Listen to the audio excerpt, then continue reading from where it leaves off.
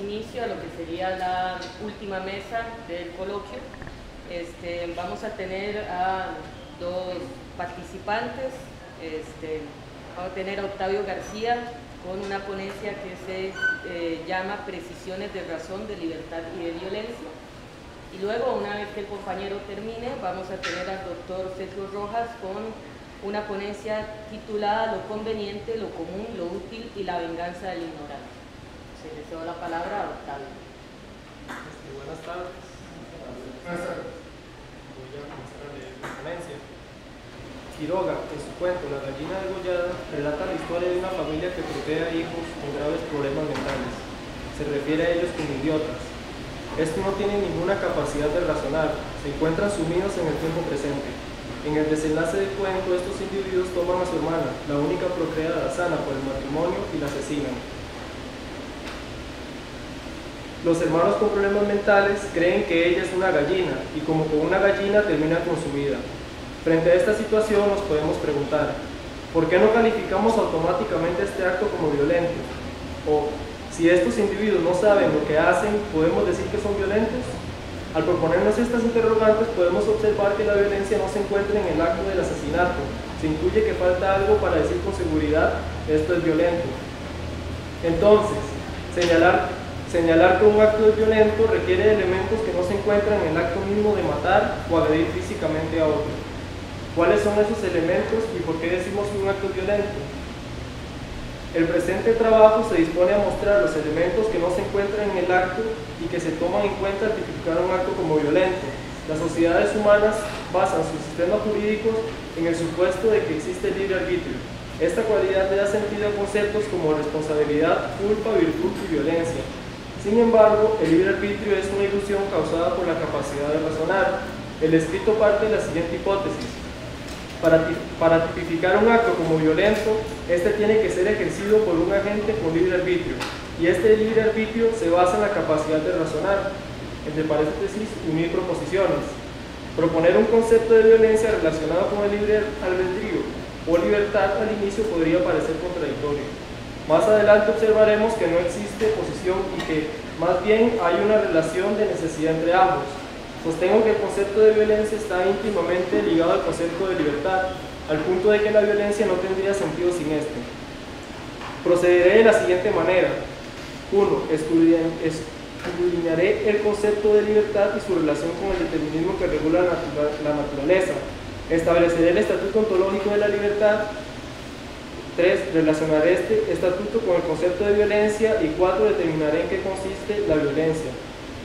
Empecemos por una característica que resalta en el relato de Quiroga. Los individuos que matan a la niña son incapaces de razonamiento, entendido este como la capacidad de lanzar premisas para llegar a conclusiones que no se encuentran en esas premisas.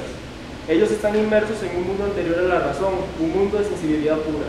Por ello no poseen la capacidad de tener el deseo anterior al acto y son incapaces de querer con base en deliberaciones. Si poseyeran esta capacidad podrían, abro comillas, tener conciencia del futuro, cierro comillas, y preguntarse por razones anteriores al acto.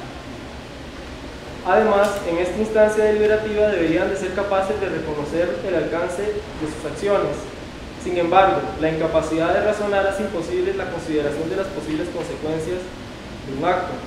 Podríamos decir que ellos no son libres, en tanto que no pueden proveerse de razones para actuar, simplemente actúan en función de los estímulos que se les presentan. La capacidad de prever las consecuencias posibilita los sistemas sociales. Su entramado de castigo y recompensa solo es posible si los individuos que componen el sistema son racionales. Aquí nos acercamos a Freud cuando expone que solamente es posible la cultura cuando nos oponemos al instinto inmediato. Esta renuncia nos da la capacidad de elegir, de ser responsables, en fin, de ser entes culturales. Por el contrario, los idiotas de Quiroga se encuentran acechados por el deseo y son incapaces de trascender la sensibilidad y trascenderse a sí mismos sin preguntarse: ¿está bien matar a mi hermana? ¿Cuáles son las consecuencias de ese acto? La posibilidad de detener el deseo y reflexionar sobre este es una primera condición para la libertad. Como vemos, es imposible sin el razonamiento reconocer y ejercer la libertad. Solamente un individuo racional, consciente de sí mismo, podría reconocerla. Entendemos aquí libertad no como la libertad de acción, como mover un brazo libremente, sino como la libertad de voluntad. o sea, la instancia deliberativa anterior al acto que nos permite enfrentarnos al deseo y negarlo. Esta libertad que se da a lo interno del individuo se despliega en un contexto físico. Por ello, la libertad nos resulta problemática cuando se coteja con el determinismo que se da en la naturaleza. ¿Cómo podemos conciliar la libertad individual con la línea inexorable de causas y efectos? Observemos el siguiente estado de cosas. El universo en su totalidad funciona de manera legaliforme. Esto quiere decir que hay una determinación a priori de cómo funcionan y se relacionan los objetos. Los planetas no eligen sus órbitas y los objetos no pueden detener su deseo de alimentarse, procrearse, en otras palabras, sobrevivir. Entonces, ¿qué papel juega la libertad dentro de ese estado de cosas que es universal? ¿Cómo es que nosotros somos libres y el resto del universo no? ¿Qué divina facultad nos separa del mundo natural? Frente a este panorama, se debería argumentar en favor del determinismo, pero la evidencia de nuestra libertad, que Descartes incluye entre las nociones más evidentes e innatas, nos hace retroceder frente a la posibilidad de que no seamos libres. Cualquier ser humano en su experiencia personal diría que es libre, es una certeza que proviene de los estados mentales propios, casi tan indubitable como el pienso, luego existo cartesiano. Para enfrentarnos a este problema tenemos tres opciones. 1. Aceptar el determinismo y decir que no existe tal cosa como la libertad. 2. Aceptar que existe la libertad y abandonar ingenuamente la pregunta por la relación entre el universo determinista y lo que llamamos libertad. O 3. Aceptar el determinismo, pero promover una libertad que consiste en el conocimiento de las determinaciones. Este trabajo propone una cuarta vía. Se argumenta que la libertad es un proceso delirante. Esta consiste en una hipótesis reguladora, específicamente reguladora de la sociedad, porque los conceptos que se deducen de ella, como responsabilidad, elección, ley, tienen un papel imprescindible para la convivencia social. Sin embargo, como vimos antes, este proceso delirante requiere de la razón, porque para sentirme libre necesito llegar a conclusiones que no se encuentran en el inmediato. Esto último propicia el proceso delirante. Esta capacidad constituye la ilusión de libertad que construye alrededor de sí el sistema social, con nociones reguladoras de culpa, castigo, responsabilidad, etc.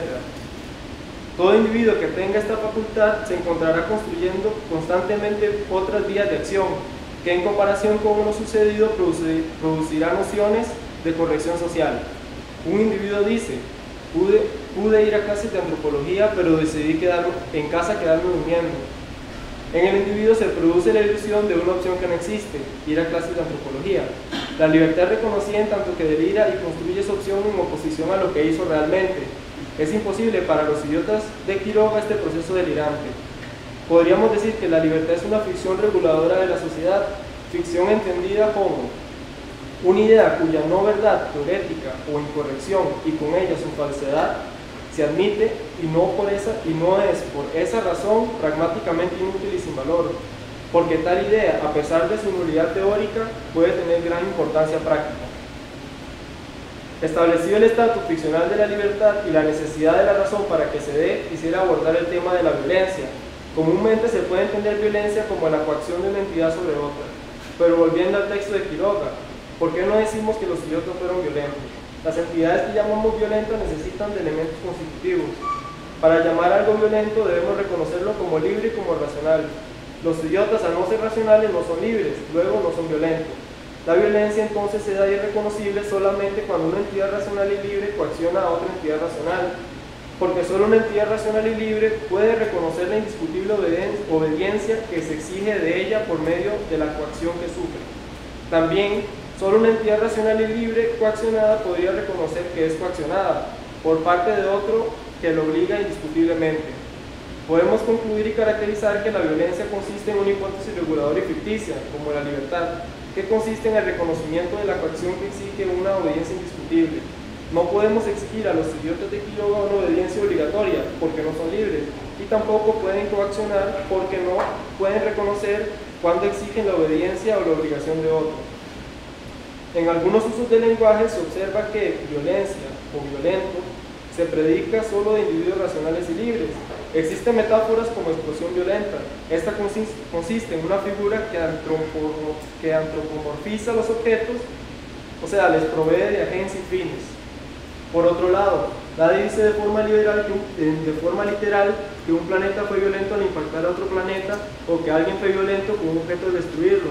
Podríamos decir del segundo ejemplo que fue ejecutado con la cualidad de violencia. o sea, con la cualidad de ser violento, por ser ejecutado por un ser racional libre, pero no que el acto fue violento para el objeto. Con los elementos anteriores se puede reconstruir el proceso por el cual se ejecuta la violencia. Reconstruyamos el pensamiento anterior al acto violento. 1. Tengo un objetivo X. 2. Este objetivo X está obstaculizado por el individuo Y. Mi racionalidad me permite proyectar mi libertad y pensar: si ejecuto la acción Z1, lograré mi objetivo X. Esto a costa de que el individuo Y me obedezca indiscutiblemente. En cambio, si ejecuto la acción Z2, que no violenta al individuo Y, no lograré mi objetivo. Ejecuto la violencia. 4. Ejecuto la violencia sobre ese individuo Y y logro mi objetivo X. Este proceso requirió de la racionalidad y de la libertad del individuo que decidió ejecutar la violencia. Lo contrario no hubiese tenido sentido llamarlo violento, porque en un individuo no racional no existen objetivos, ni libertad, ni elección, y por ende no existe la exigencia de una obediencia indiscutible del individuo Y para cumplir el objetivo X. Este último hubiese sido el caso de los escritos de Quiroga. El peso de la violencia se encuentra entonces en la entidad racional. Lo contrario lo argumentado anteriormente, es decir, que una cosa es violenta. Si predicamos la violencia de los objetos, es lo mismo que decir que las armas son violentas, cuando realmente son los individuos que utilizan esas armas los que son violentos. El arma no exige una obediencia indiscutible, una persona sí. Se exime de responsabilidad a los individuos que violentan a otros cuando predicamos el acto violento del objeto y no del individuo que utilizó el objeto, único capaz de ser racional y libre. La violencia, al no existir en la naturaleza por sí misma y al ser necesarias las condiciones de racionalidad y libertad para que podamos reconocerla, podríamos decir que es, con sus elementos constitutivos y necesarios, ficticia. Como la libertad es una hipótesis reguladora. Este concepto, como todo concepto, es único de los seres humanos por las características que poseen, racionalidad. Es necesario reconocer la violencia en nuestra sociedad para poder ejecutar y justificar sanciones, y excluir del grupo social a los individuos que coaccionen a otros en detrimento de la estructura social. Entonces, la violencia se define como una hipótesis reguladora de la sociedad que parte del supuesto de la libertad construido por la razón y que exige una obediencia indiscutible. Esta solo se predica de entidades libres y racionales, por ello lo regula y clasifica dentro del grupo social. La violencia, como la libertad, es un subproducto necesario de la razón que sirve para sostener la sobrevivencia del grupo, ya que es un concepto que nos permite juzgar los actos de los otros encasillándolos, de forma que los individuos o grupos violentos sean excluidos de la sociedad, siempre que sus actos pongan en peligro la convivencia social de los individuos libres. Por el contrario, la convivencia social en sistemas totalitarios no está estructurada sobre la libertad de individuos libres, sino por una cúpula de individuos con capacidad coercitiva violenta, que impone su modelo de convivencia a los demás individuos que dejan de ser libres. En estos sistemas, la violencia se vuelve un subproducto de la libertad de unos pocos, y son ellos los que eligen qué es y qué no es violento, puesto que la voluntad libre de la cúpula aplasta la voluntad de los individuos que componen esa sociedad. Antes de proceder a los alcances de la propuesta, quiero mostrar un subterfugio que faculta el uso de la violencia. El conde de Bresac, personaje del libro Justin de Sade, reconoce que la violencia en la naturaleza no existe y utiliza esta argumentación para disipar la violencia de su acto. El conde justifica el asesinato de su madre suponiendo que en la naturaleza todo vuelve y que nada es destruido, que el hombre carece del poder de destruir realmente algo. Además, sostiene que la vida humana no tiene un valor superior a la vida de los animales no humanos y que no se alteraría el orden de la naturaleza con la destrucción de un individuo. Sin embargo, ¿qué pasaría si nos dejáramos regir por la argumentación del conde? Se daría una estructura social insostenible, en la cual se dan asesinatos indiscriminados, solamente porque no existe algo sancionable llamado violencia en la naturaleza. Frente a este panorama es cuando cobra importancia la noción de violencia como ficción, ya que ésta regula nuestras relaciones y evita que se dé esta destrucción indiscriminada del otro. La violencia, como la he definido, adquiere matices que nos permiten resolver algunos problemas y evitar las consecuencias del razonamiento del conde en la historia referida por Sade. Veamos el tema tan en boga de los derechos animales o de las leyes en contra del maltrato animal. Se ha argumentado en contra de los derechos animales de la siguiente forma: los animales no son susceptibles de adquirir derechos porque no poseen deberes, son incapaces del deber por una ausencia de racionalidad y de deliberación sobre lo que deben hacer o no. Sin embargo, podríamos argumentar que la violencia en contra de un animal, violencia necesariamente racional y libre, es sancionable por consenso de los individuos libres. No se necesita de derechos animales para limitar la violencia que ejecutamos sobre ellos. También este concepto de violencia se hace compatible con el determinismo de la naturaleza. Se podría argumentar para justificar un acto violento que mi acto violento no está ejecutado por mí y que existe una corriente causal ineluctable que me ha empujado a ejecutar el acto. Sin embargo, el hecho de que existe una cadena causal rígida no me exime de la sanción al ejecutar un acto violento, puesto que la violencia, está engarzada dentro de la cadena causal como ficción. Esto quiere decir que puede ser sancionada mientras creamos que es verdadera, como la libertad para ejecutar el acto, aunque no lo sea realmente. Además, la racionalidad mostraría que otra acción fue posible, cosa que, aunque falsa, es suficiente para juzgar el acto. El carácter ficcional de la violencia no permitiría que, apelando al determinismo, suceda que 1. Se eximan de sanción los actos violentos y 2. Se trataran de obviar los efectos de esos actos. El reconocimiento de la violencia como un subproducto de la racionalidad y la libertad no permitiría apelar a la inconsciencia, como popularmente se hace, ya que siempre somos conscientes cuando ejecutamos la violencia sobre otro, a menos que tengamos una patología que produzca los mismos efectos que los idiotas de Quiroga. Esto quiere decir que estaríamos con pleno conocimiento de que la violencia se ejecuta, cosa que nos daría la capacidad de ponderar dónde se encuentra el límite que separa la satisfacción del interés propio y la violentación del otro. Un individuo estaría plenamente consciente de que violenta a su pareja.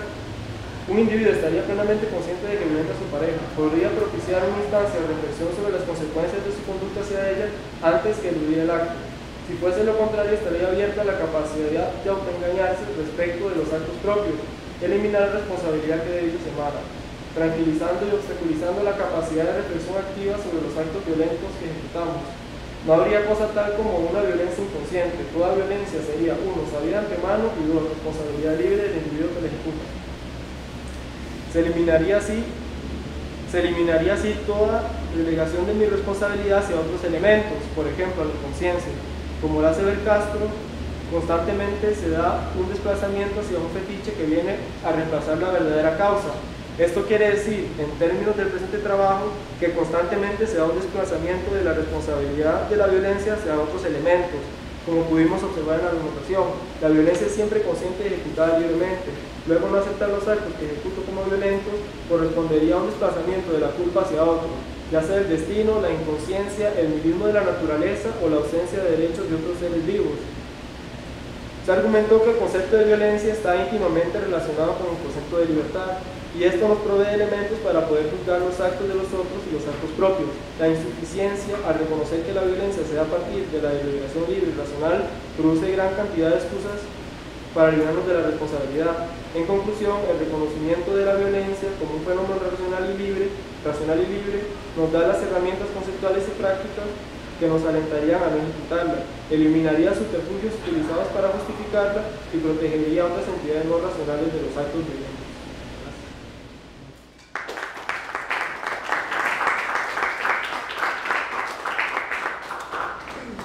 Bueno, ahora continuamos entonces con la ponencia del doctor Rojas, lo conveniente, lo común, lo útil y la venganza del ignorante. Gracias. Esto es parte de un conjunto de investigaciones, es decir, se inserta en una línea sobre el problema de las pasiones y sobre la cuestión de la violencia en general. Lo que guía la reflexión es, por supuesto, una idea de lo teológico político que Carl Schmitt recoge de Spinoza, en particular pensando en esa idea del amigo-enemigo que a Schmitt le interesa tanto y que en Spinoza ciertamente no es central cuando uno lee el TTP, el Tratado Teológico Político, pero que está acompañando el punto central con el cual empieza Spinoza el Tratado Teológico Político, que es el miedo a la esperanza, y además, posteriormente, adicionalmente, el deseo de venganza. Miedo y esperanza y deseo de venganza son, según Spinoza, afectos comunes. Subrayo aquí el carácter de afectos comunes, no porque los demás afectos no sean comunes, sino porque aquí la noción de común subraya el carácter político de la afectividad de estos tres afectos. Es decir, que aquí común se entenderá de varias maneras, más de lo que se entiende común, tal y como aparece en la ética.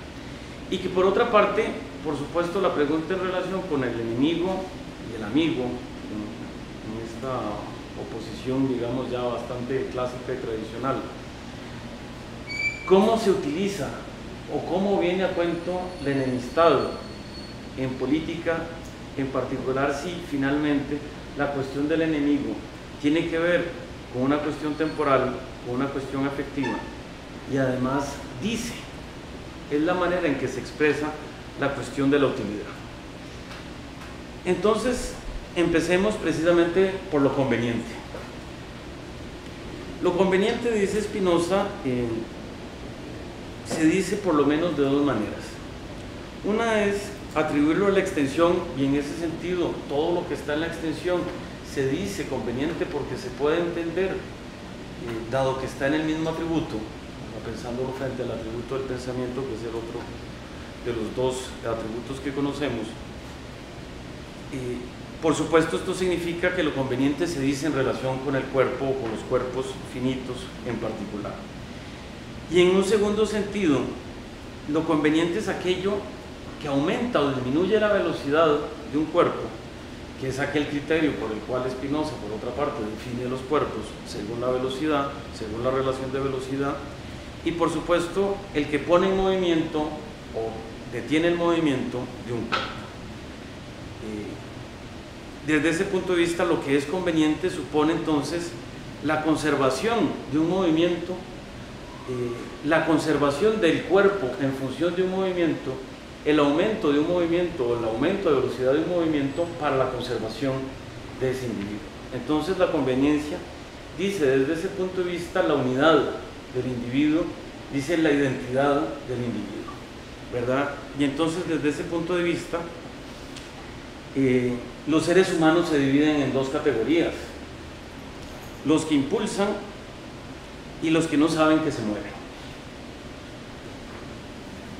Fin de la primera parte. Podemos pasar entonces a lo común, que descansa en la idea de que las cosas convenientes comparten o pueden compartir algo, al punto que Spinoza efectivamente habla de hay algo común para todas las cosas en la parte o en el todo, y que esa parte común de todas las cosas es por supuesto algo diferente de la esencia de la cosa singular, lo cual es fundamental porque sabemos que aquello que es común, en cuanto lo consideramos común o en cuanto tiene una parte común, no es diferente, no es singular, tenemos desde ese punto de vista acceso a esa cosa, y la oposición fundamental sería lo común y lo singular, no lo universal y lo singular, evidentemente menos lo trascendental, que quién sabe qué diablos es, y lo singular. Gracias a que es precisamente común, que las cosas son comunes o que tienen algo en común, dice Spinoza que podemos concebir adecuadamente esas cosas, es decir, que la adecuación consiste en reconocer la parte común, la parte con la cual desde ese punto de vista nos podemos unir. Piensen que lo común desde ese punto de vista recupera lo conveniente, es decir, desde ese punto de vista nuevamente, que lo común implica un aumento de la individualidad, suprime las diferencias, suprime la oposición que supone la singularidad, y regresando a la idea de composición que existe en el individuo, en la parte de lo conveniente, en la parte en la que Spinoza habla de los individuos como individuos compuestos por partes, pues por supuesto lo común desde ese punto de vista va a ser el basamento para poder hablar de la potencia de un cuerpo compuesto que tiene partes compuestas o de un cuerpo compuesto que tiene algo común con otros cuerpos compuestos, y va a ser el basamento además de que dicha potencia pueda aumentar. Lo cual significa que es a partir de lo común que podemos entender el afecto en el entendido de la tercera definición de la parte tercera de la ética, como el tránsito de una mayor o menor potencia a una menor o mayor potencia, entiéndase la alegría de un estado menos perfecto a uno más perfecto, de un estado menos potente a uno más potente, y la tristeza pues en el sentido inverso. Pero agreguemos que además esta idea de lo común va a suponer, precisamente para alcanzar esta idea del aumento de la potencia, el que pueda hacer a la mente más apta para percibir las cosas. Spinoza dice, en una de las cosas fundamentales desde el punto de vista del conocimiento, que la aptitud de la mente para percibir las cosas está en proporción a la disposición del cuerpo y en consecuencia una mayor disposición del cuerpo para ser afectado aumenta, es correlativa al aumento de la aptitud de la mente para percibir las ideas de las afecciones que sufre el cuerpo. Entonces un mayor aumento o una mayor aptitud, perdón, de la mente para percibir varias cosas supone precisamente el reconocer más partes comunes, más propiedades comunes, dice un traductor, en las cosas. Nótese que desde ese punto de vista entonces el conocimiento aumenta proporcionalmente a las partes que reconocemos como comunes en las demás partes o en las demás cosas externas. Leo nada más un pasaje de Spinoza en este sentido. La idea de aquello que es común y propio al cuerpo humano y a ciertos cuerpos exteriores por los cuales el cuerpo humano suele ser afectado, y hago aquí un paréntesis, el hecho de que suele ser afectado dice que esta idea es desde ese punto de vista habitual, común, ya no en el sentido de las propiedades que comparten las cosas, sino común en el espacio y en el tiempo, respecto de las afecciones, de tal manera que podemos reconocer esas afecciones en los demás fácilmente y podemos lidiar con ellas. Bueno, sería una condición para lidiar con ellas, y que esté igualmente en la parte y en cualquiera de estas partes también será adecuada en la mente. Es decir, esta idea de lo que es común será necesariamente una idea adecuada en la mente. Una idea adecuada en Spinoza es básicamente una idea racional, es por supuesto la idea racional en el sentido fuerte, no en un sentido vago o un sentido genérico. Supone precisamente la comprensión de que une a estas partes comunes o a estas cosas que tienen algo en común en la parte o en el todo. Y entonces los hombres se dividen en dos, o los seres humanos, perdón, se dividen en dos categorías: los que se reconocen y los que son reconocidos, o a saber, buscan ser reconocidos. Fin de la segunda parte. Pasemos entonces a lo útil, que descansa sobre lo común, que a su vez hemos dicho descansa sobre lo conveniente. Lo útil se define o se puede entender de dos maneras. Se puede entender de más maneras, pero quedémonos con dos. Lo útil se entiende como aquella afectividad que aumenta de suerte tal que aumente la aptitud del cuerpo para ser afectado, de suerte que el aumento de la aptitud y la disposición del cuerpo significa, ya lo he dicho, el aumento de la aptitud de la mente para percibir las ideas de las afecciones que sufre el cuerpo. Con lo cual la utilidad se dice de aquellos afectos que precisamente por una parte nos sirven para entender mejor las partes que son comunes, y por supuesto en la medida en que aumenta la afectividad estamos en una situación susceptible de aumentar de potencia, no solo entender mejor las cosas, sino de actuar adecuadamente.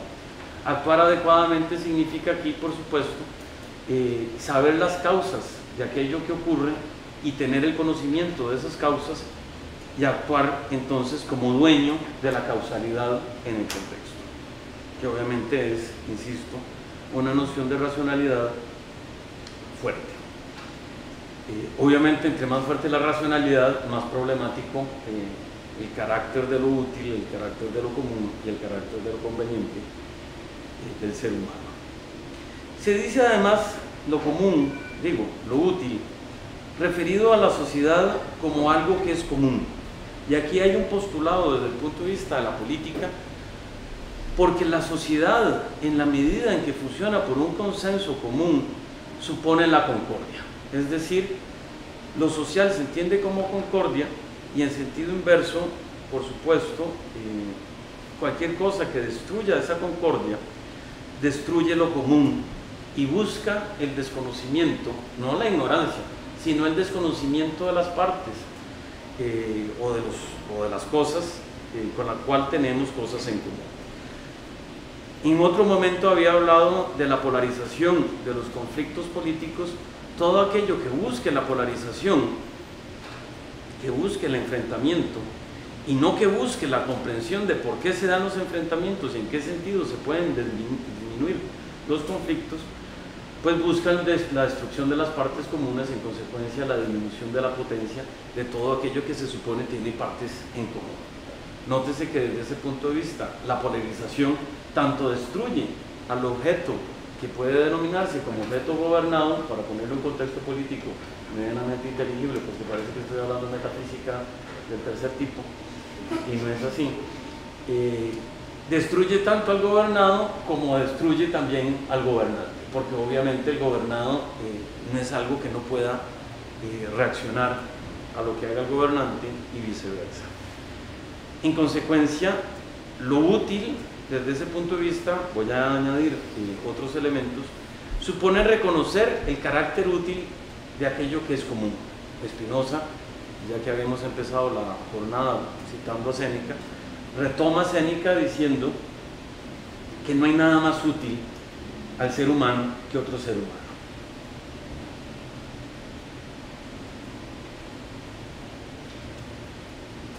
Y desde ese punto de vista entonces podemos decir que los seres humanos se dividen en dos categorías: los que producen y los que destruyen las herramientas y demás.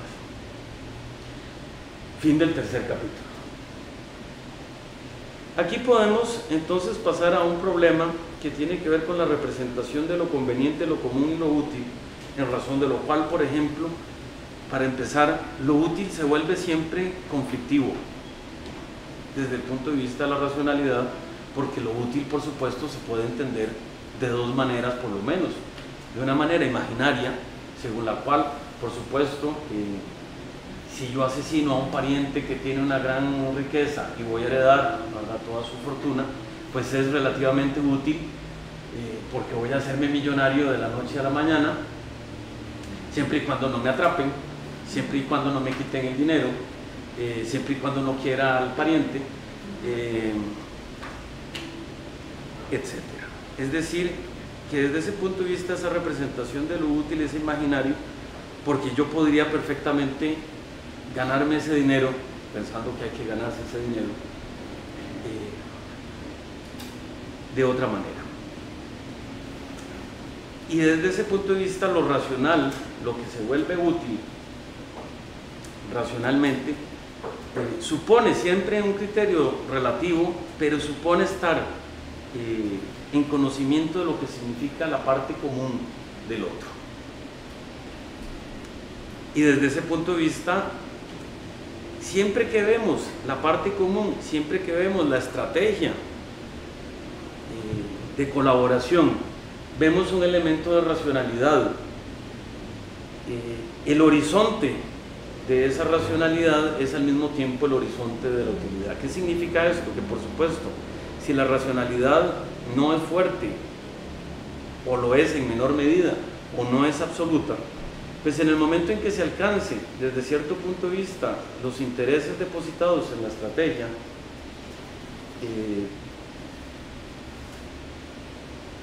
se desaparece el carácter de lo útil, y aquello que podía ser amistoso, lo que era un elemento colaborador, se vuelve inmediatamente competidor, en el sentido de que lo puedo imitar, puedo rivalizar con él, y posteriormente competidor en el sentido de un enemigo. Probablemente tenga que contratar yo a alguien para matar al pariente, imposibilitado a matarlo yo mismo, tenga que repartir la fortuna con el cómplice. Es un ejemplo claro de cómo significa la utilidad en un horizonte muy cercano.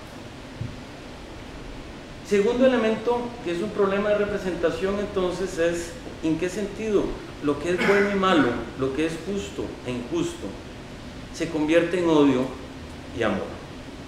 Porque lo bueno y lo malo, lo justo y lo injusto son términos relativos y son dichos en función, no solo entre sí, relativos en el sentido aristotélico, como opuestos, como contrarios, como contradictorios incluso, sino que son relativos precisamente en la medida en que no sabemos en qué sentido funciona el carácter común de todas las cosas en el sentido absoluto, ¿verdad? Es decir, la medida de nuestra ignorancia es la que hace que ciertos intereses, ciertas acciones sean buenas o sean malas.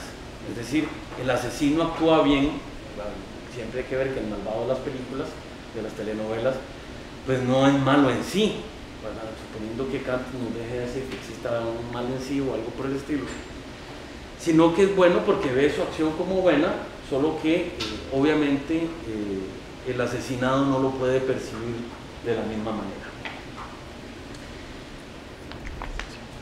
Entonces la relatividad de conceptos como bueno y malo, justo e injusto, Spinoza luego habla además de virtud y vicio y cosas de estas cosas, pues no son una perfección de la naturaleza, sino más bien una limitación en el conocimiento de la perfección de la naturaleza en el ser humano.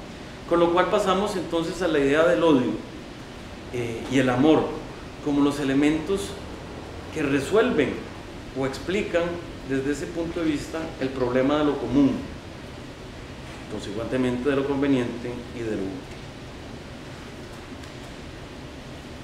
Si nos representamos a alguien como que nos odia, que somos odiados por alguien, que ya supone precisamente entender si somos efectivamente odiados por alguien, lo cual puede ocurre muy comúnmente, digo, ser odiados, también ocurre, y también es muy común que ocurra, que nos representemos inadecuadamente, es decir, irracionalmente, que somos odiados por alguien. Esto es también un gusto por el sufrimiento que tiene la gente, pues le gusta ser odiada, tal vez así se siente magnificada en su estima, a más enemigos más importante se es, probablemente, y por supuesto justifica cualquier paranoia que deseen disfrutar. Si somos entonces, si nos percibimos como odiados por alguien, nos podemos sentir de esa manera de dos maneras. Con causa, es decir, que efectivamente nos representamos el odio de los demás o de alguien en particular, ¿verdad? Con justa causa, con justa medida. Y el efecto, bueno, no funciona muy bien políticamente, pero el efecto en ese individuo que se representa con causa el odio de los demás, pues es la vergüenza. Con lo cual, digamos, lo que significa es el dejar de compartir el espacio público, el dejar de reconocer la parte común y buscar la singularidad, la diferencia, pues, con esas partes comunes, aislando. Ahora bien, también podríamos representarnos inadecuadamente el odio de una persona hacia nuestra persona sin causa.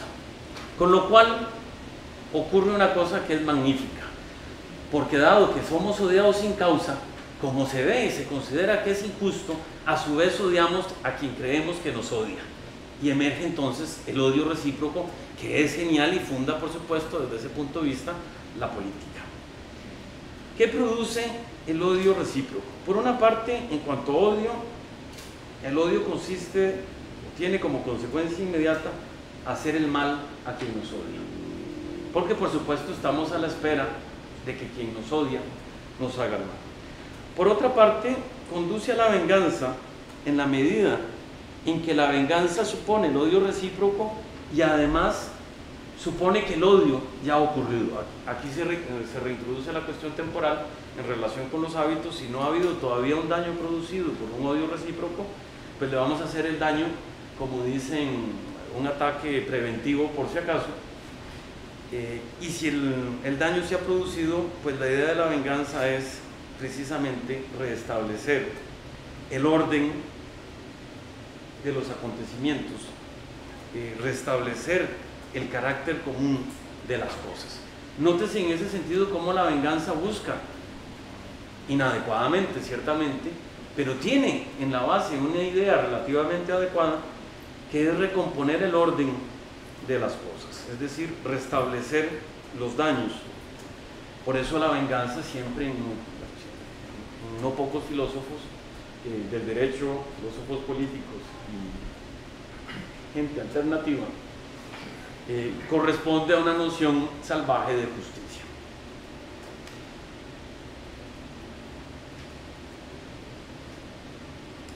por otra parte, si no hay venganza también, o si no logramos vengarnos desde ese punto de vista, esto se debe precisamente a una constitución de lo político, y que es no solo el horizonte de significación, sino que es el umbral de constitución, y esto lo discutimos, por lo menos se lo indiqué a David en la mañana cuando habló de Kant, Hans Landa y compañía, que ese deseo de venganza, y nótese que no es venganza, sino deseo de venganza, constituye aquello que nos une en la medida en que no podamos vengarnos. Porque, por supuesto, para devolver el daño recibido, tenemos que tener la misma potencia de quien nos ha dañado, y además saber que nos tenemos que escapar del aparato represor, que es la justicia, el que tiene oficialmente el poder de vengarse por nosotros, que a veces no lo hace por otra parte. Poder escaparnos de ese poder, y en consecuencia la venganza solo existe en la medida en que el individuo se sienta capaz de escaparse a la venganza, ¿verdad? Como hemos dicho en la otra parte, es una forma de la utilidad relativamente inadecuada.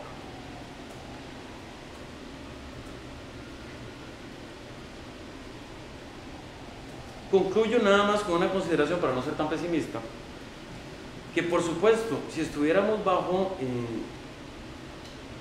el dictamen de la razón, como dice Spinoza, lo cual ocurre pocas veces, nosotros compensaríamos siempre el odio, la ira, que son los fundamentos de la venganza, y el desprecio, por el amor y la generosidad, que es la manera de recuperar precisamente la visión de este aspecto común que compartimos pues con aquellas cosas con las cuales tenemos en la parte o en el todo algo común. Y con ello acabo con la venganza del ignorante, fin de la cuarta parte. Muchas gracias.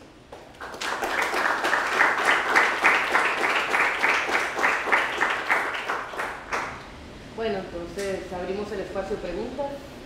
¿Alguien? Sergio, nada más una consulta muy puntual. En el contexto del Estado político como cuerpo social, como cuerpo que compartes, lo que sería la manifestación de un movimiento social implicaría más bien la incapacidad de comprensión ya de esas partes que forman el Estado político de ese cuerpo, y por lo tanto entonces una tendencia hacia más bien la disminución de la potencia y no un punto de inflexión hacia un cambio social. Dicho así, sí. Obviamente supone dos elementos.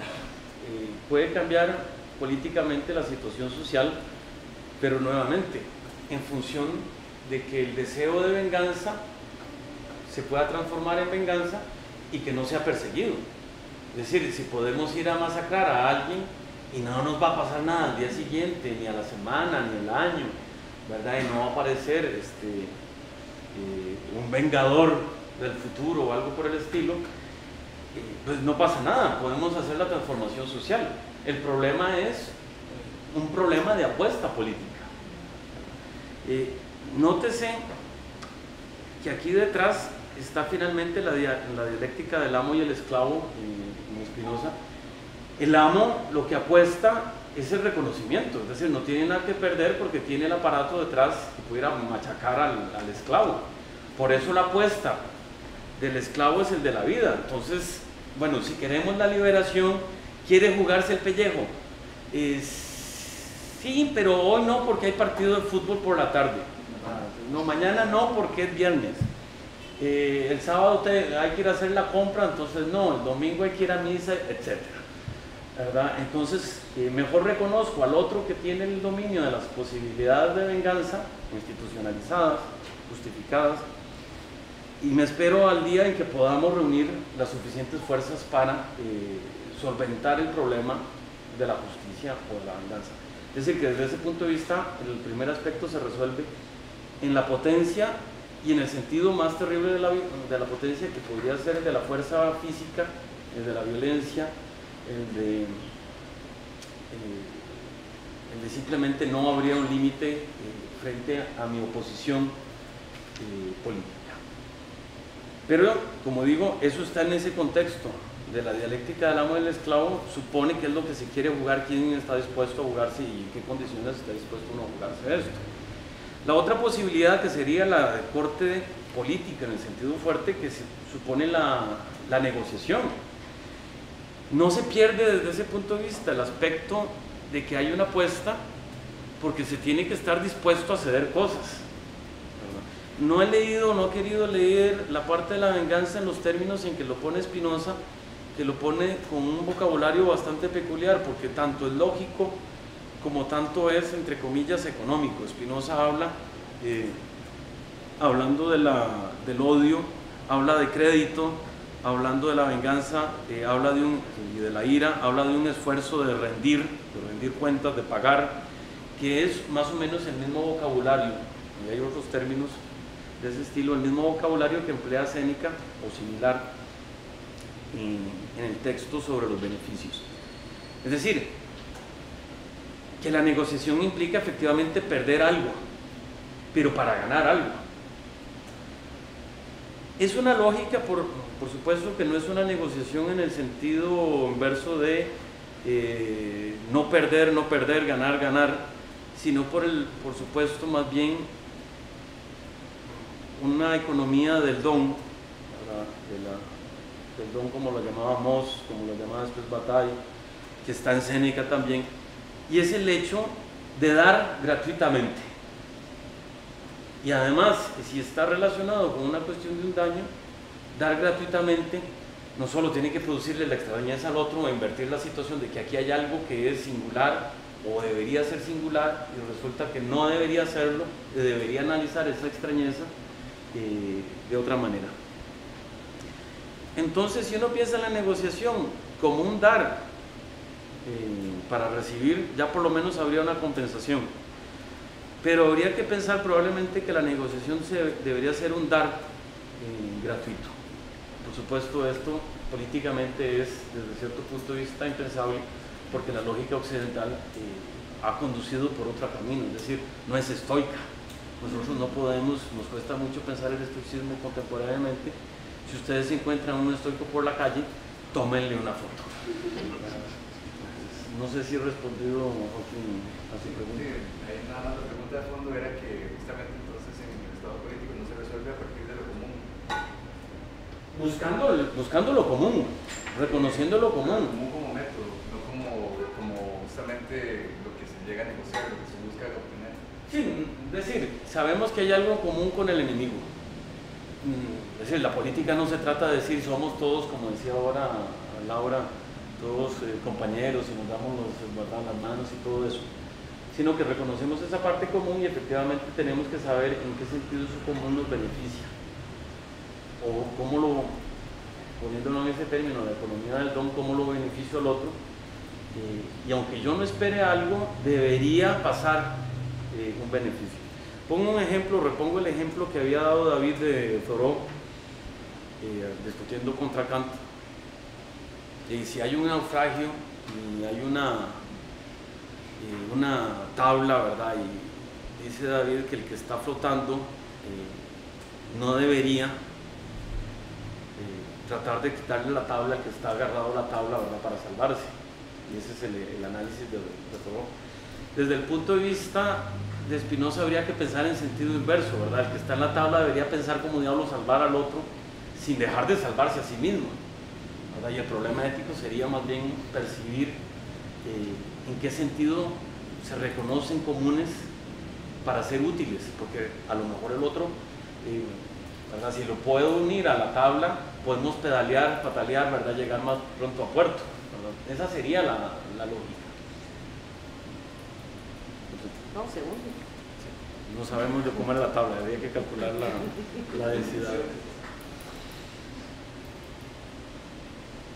¿Alguna otra pregunta? ¿Comentarios? Bueno, mientras tanto yo podría hacer una pregunta al compañero. Es que me quedó dando vueltas en la cabeza, este argumento que señala acerca de que la violencia, para entenderla como violencia, partiría de un presupuesto de racionalidad y libertad. La definición de razón sería en términos de la posibilidad de entrever las consecuencias del acto o a la premeditación del acto. Entrever las consecuencias, estoy dando proposiciones.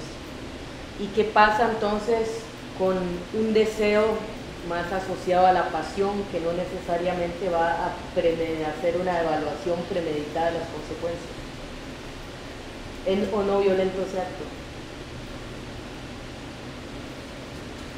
Bueno, partiendo de las definiciones que di, diría que no se puede juzgar.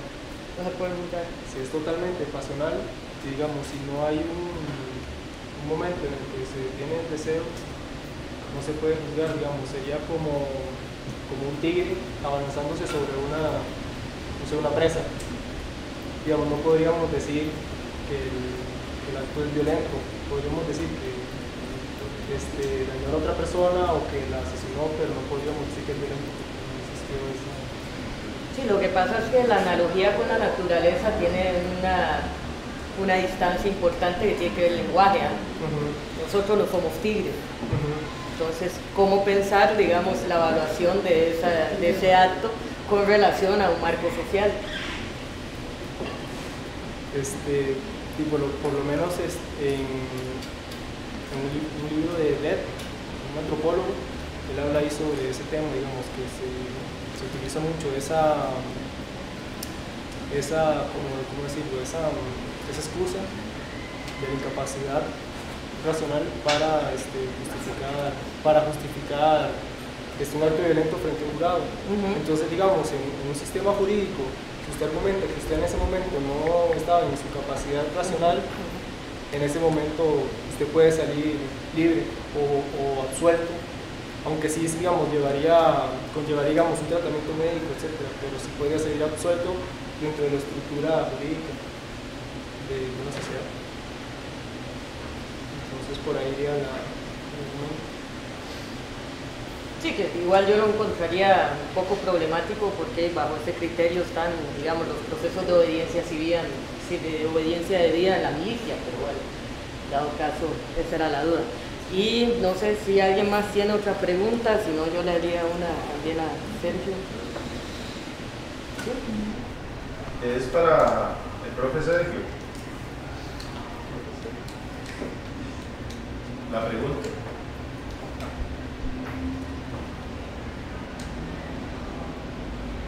Si el convencimiento sería, voy a utilizar aquí un término que no sé si es propio de Spinoza, como la fuerza que genera los desplazamientos de los cuerpos, ¿verdad? No lo digo en términos de Star Wars, ¿verdad? Tampoco, ¿no es cierto? Pero bueno, si ese fuese el caso, ¿no sería entonces una instancia pertinente analizar la manera a partir de la cual el convencimiento ocupa el contenido de los distintos individuos, siendo precisamente la fuerza que estipula sus movimientos, precisamente para el objetivo, sea el que fuese, en este caso hipotético, una mejor adecuación de precisamente la interrelación de los movimientos de los individuos.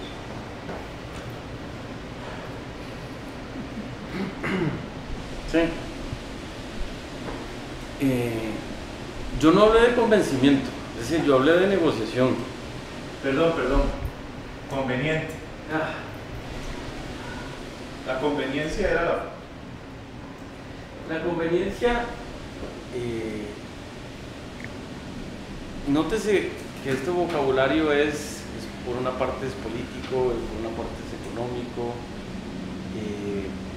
por una parte es metafísico, en fin, se le encuentran muchos registros. La idea de conveniencia efectivamente tendría que ver con una cosa tan cotidiana como a usted le conviene comer 2 manzanas al día y no una. Es decir, favorece su movimiento, su estructura como individuo, ese tipo de conveniencia. Significa, por otra parte, que hay otros cuerpos que son convenientes, se unen, digamos, a su movimiento, a su fuerza. La amistad desde ese punto de vista tiene una base clara de conveniencia, es decir, porque de alguna manera concuerdan.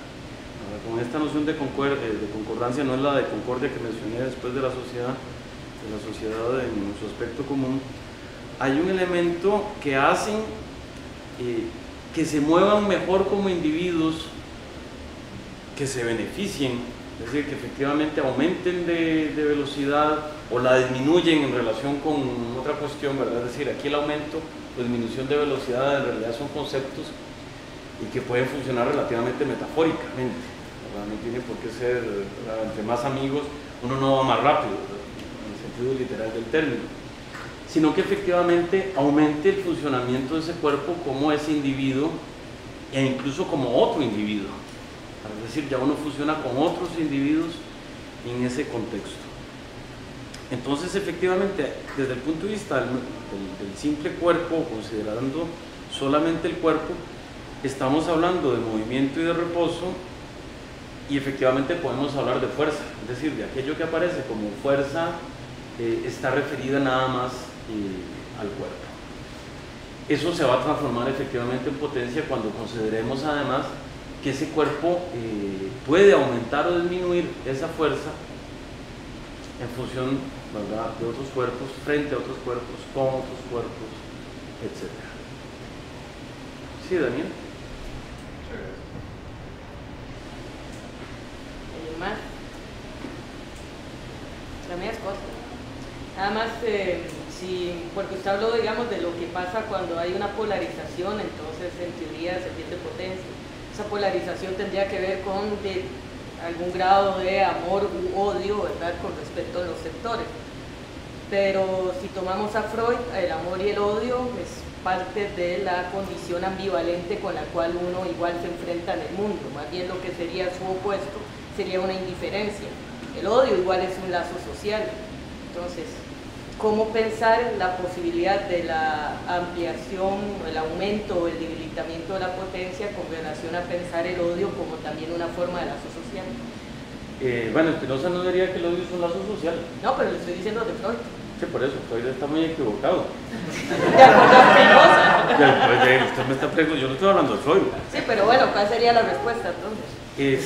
No hay lazo social precisamente porque busca la destrucción. Es decir, en Spinoza existe la posibilidad efectivamente de la ambivalencia, de que uno tenga una relación de amor y odio con, pero eso es muy problemático porque entonces Spinoza lo ve de esa manera, uno hace cosas por amor hacia esa persona y al mismo tiempo de odio, etc.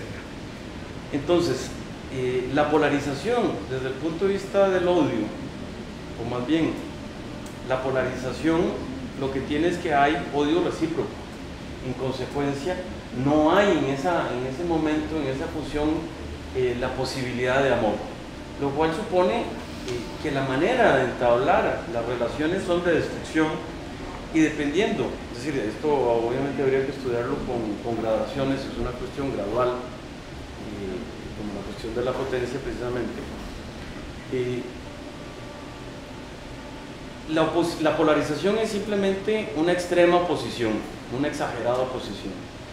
Una oposición débil es un odio recíproco, pero que a lo mejor, ¿verdad?, a mí no me saca de quicio y no tengo que ir a matar a nadie, ¿verdad?, voy a esperar que me haga el daño y lo voy a pensar y me vengo o no.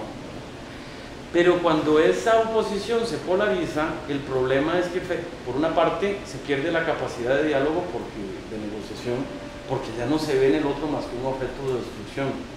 Es decir, la venganza salta en cualquier instante, incluso en relación con objetos que no participan del otro bando.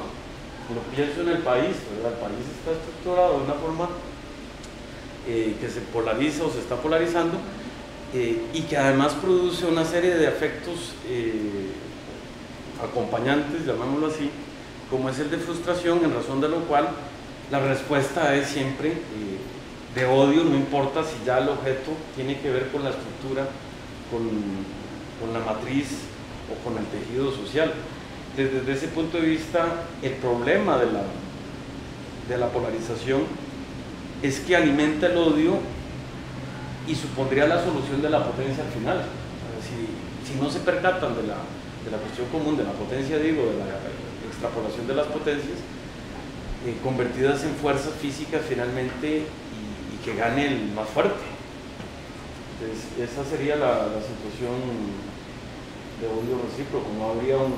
Ahí no habría ambivalencia, ¿verdad? Es decir, la ambivalencia consistiría, o lo que podría parecer como ambivalencia, Spinoza lo trata, porque también es un sentimiento de cierta ambigüedad que puede producir confusión.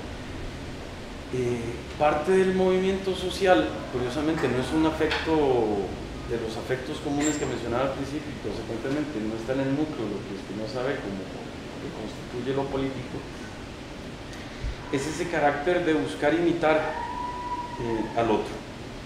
Es decir, se supone que yo espero que alguien me siga porque considere que yo lo que veo como bueno, él también lo vea, ¿verdad? O que yo vea que el otro hace algo bueno y entonces seguirlo. Y aquí es en donde entra esa noción de rivalidad que no es necesariamente negativa. Entonces, claro, si yo veo que es algo bueno lo que tiene la clase políticamente gobernante, como bueno, lo quiero, ¿verdad? Pero ya no entro en la lógica de rivalidad, de imitación y de conmiseración, que es otra de las formas de mímesis social en Spinoza. Sí, lo quiero, pero a costa de la envidia, los celos, el odio. Entonces el tejido social está esta sería la otra ambigüedad, y que la gente lo justifique de esa manera. Yo también quiero tener un Mercedes-Benz, también quiero tener un jet, también quiero tener, yo qué sé, lo que sea, pero ¿a costa de qué ahora? ¿A destruir el tejido? ¿Alguien más? Sí. Bueno, entonces se les agradece mucho su asistencia. Entonces aquí estamos cerrando la actividad por el día de hoy.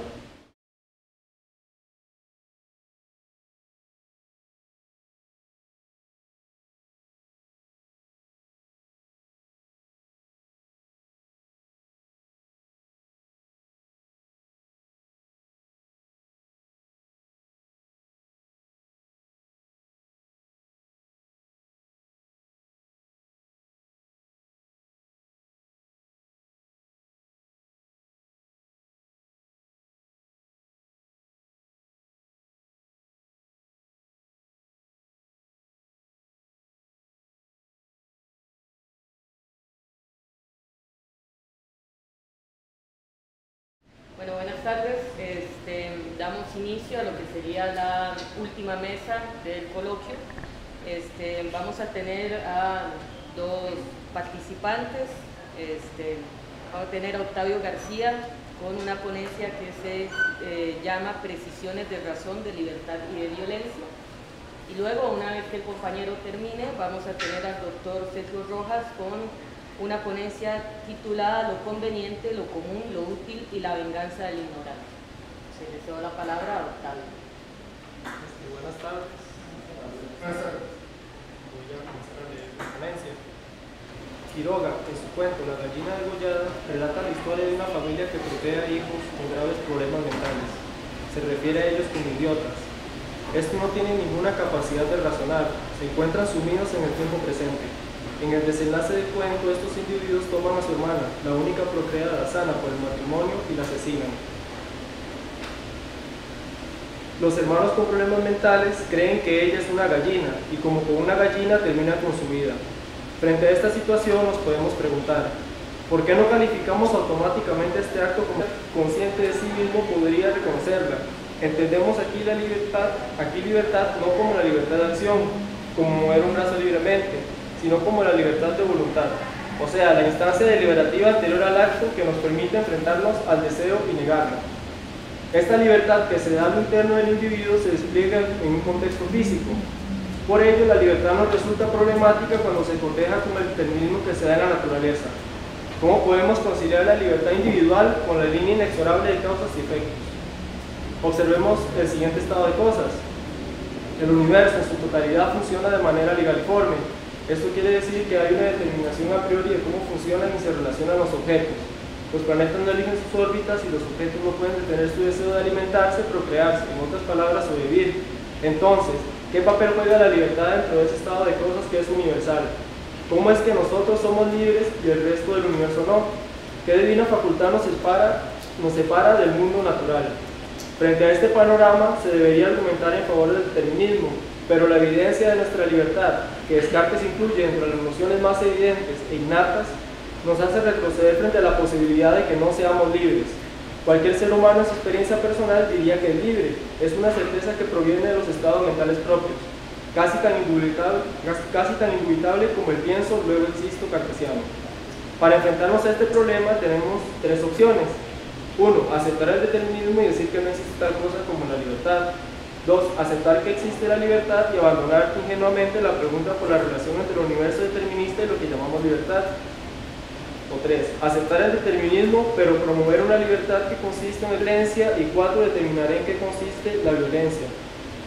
Empecemos por una característica que resalta en el relato de Quiroga. Los individuos que matan a la niña son incapaces de razonamiento, entendido este como la capacidad de lanzar premisas para llegar a conclusiones que no se encuentran en esas premisas.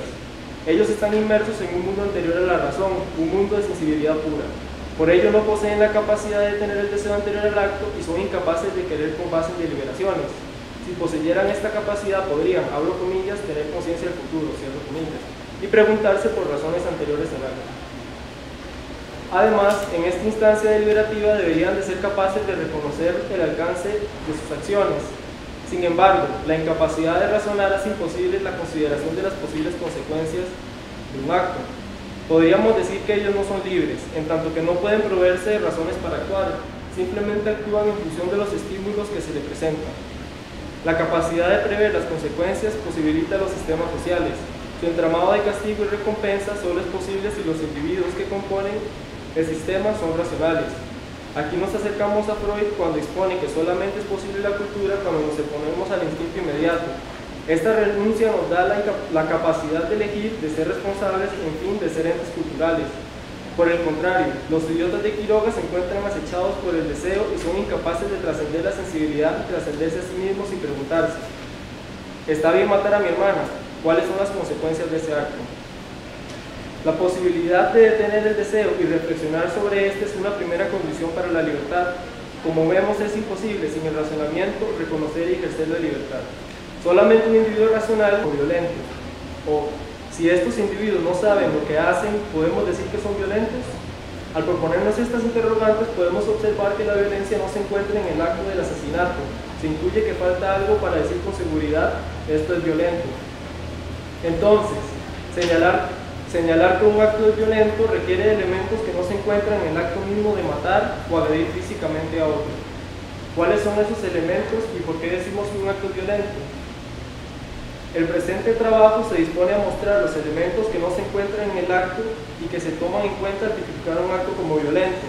Las sociedades humanas basan sus sistemas jurídicos en el supuesto de que existe libre arbitrio.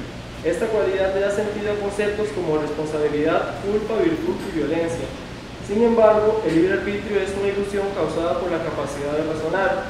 El escrito parte de la siguiente hipótesis: para tipificar un acto como violento, este tiene que ser ejercido por un agente con libre arbitrio, y este libre arbitrio se basa en la capacidad de razonar, entre paréntesis, unir proposiciones.